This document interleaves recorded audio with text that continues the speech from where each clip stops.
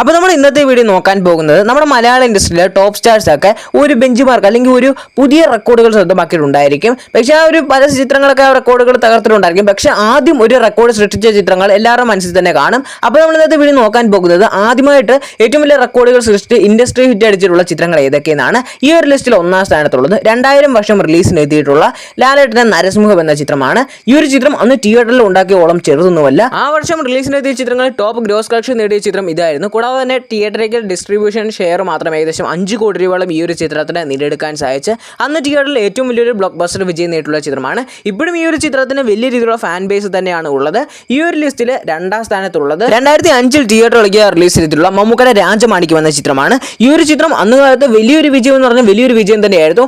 ആദ്യമായിട്ട് നമ്മുടെ തിയേറ്ററിൽ മാത്രം 25 കോടി രൂപ കളക്ട് ചെയ്തിട്ടുള്ള ഒരു ചിത്രം എന്ന റെക്കോർഡ് മമ്മൂക്കയുടെ രാജമാണിക്യം എന്ന ചിത്രത്തിലായിരുന്നു നേടിയെടുക്കാൻ സാധിച്ചിട്ടുള്ളത്. ഇതുവരെ റിലീസിന് എത്തിയിട്ടുള്ള അല്ലെങ്കിൽ അതുവരെ കണ്ടിട്ടില്ലാത്ത ഒരു വ്യത്യസ്ത ടൈപ്പിലായിരുന്നു ഈ ഒരു ചിത്രം അന്ന് തിയേറ്ററിലേക്ക് റിലീസിന് എത്തിയിട്ടുള്ളത്. അതുകൊണ്ടൊക്കെ തന്നെ എല്ലാവർക്കും വലിയ രീതിയിൽ തന്നെ ഇഷ്ടപ്പെടുകയും ചെയ്തു. ആ കാലത്തെ ഏറ്റവും വലിയൊരു എന്ന് പറഞ്ഞാൽ ആ വർഷത്തെ ഏറ്റവും വലിയൊരു ഹയസ്റ്റ് ഗ്രോസർ അല്ലെങ്കിൽ ആ വർഷത്തെ ഇൻഡസ്ട്രി ഹിറ്റ് ഈ ഒരു ചിത്രം തന്നെയായിരുന്നു സ്വന്തമാക്കിയിട്ടുള്ളത്.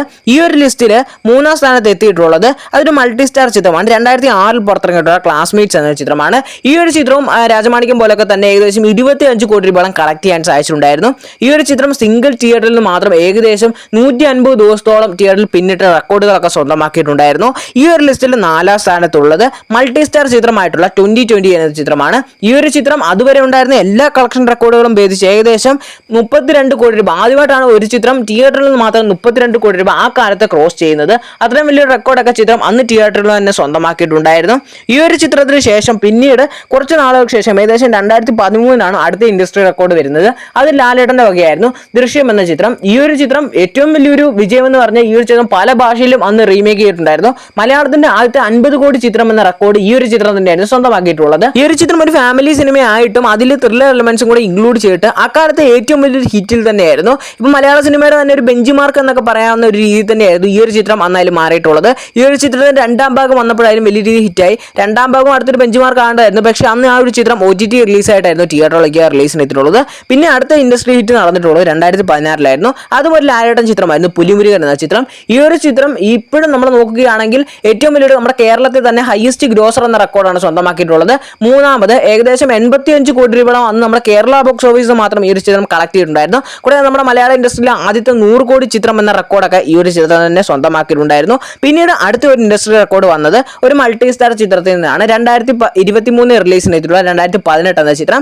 ഈ ഒരു ചിത്രം അന്ന് നമ്മുടെ ഇൻഡസ്ട്രി നമ്മുടെ കേരള ബോക്സ് ഓഫീസിന് മാത്രം ആദ്യത്തെ 100 കോടി കളക്ട് ചെയ്യുന്നൊക്കെ പ്രതീക്ഷിച്ചിട്ടുണ്ടായിരുന്നു. ആ ഒരു ടൈമിലാണ് ചിത്രത്തിന്റെ OTT റിലീസ് ഒക്കെ അനൗൺസ് ചെയ്തിട്ടുള്ളത്. എങ്കിൽ പോലും ചിത്രം നമ്മുടെ കേരള ബോക്സ് ഓഫീസിൽ മാത്രം 89 കോടി രൂപയ്ക്കുള്ളിൽ ഗ്രോസ് കളക്ഷൻ ഒക്കെ സ്വന്തമാക്കിയിട്ടുണ്ടായിരുന്നു. കൂടാതെ തന്നെ ഈ ഒരു ചിത്രം ടോട്ടൽ ബിസിനസ്സിലൂടെ 200 കോടി ക്ലബിൽ ഇടം പിടിക്കുകയും നമ്മുടെ ആദ്യത്തെ 150 കോടി രൂപ തിയേറ്ററിൽ നിന്ന് കളക്ട് ചെയ്ത ചിത്രം എന്ന റെക്കോർഡൊക്കെ ഈ ഒരു ചിത്രം തന്നെ സ്വന്തമാക്കിയിട്ടുണ്ടായിരുന്നു. ഈ ഒരു ചിത്രത്തിലായാലും പ്രധാന വേഷം എത്തിയിട്ടുള്ളത് ടൊവിനോ തോമസും കൂടാതെ തന്നെ ആസിഫ് അലിയും വിനീത് ശ്രീനിവാസനും എന്നിവരൊക്കെ ആയിരുന്നു. ഈ ഒരു ലിസ്റ്റിൽ ഒന്നാം സ്ഥാനത്തുള്ളത് ഈ വർഷം തിയേറ്ററിലേക്ക് റിലീസിന് എത്തിയിട്ടുള്ള ലാലേട്ടൻ ചിത്രമായിട്ടുള്ള തുടരും എന്ന ചിത്രമാണ്. ഈ ഒരു ചിത്രം തിയേറ്ററിലേക്ക് റിലീസിന് എത്തിയ സമയത്ത് ലോ ഹൈപ്പിൽ റിലീസിനെത്തി.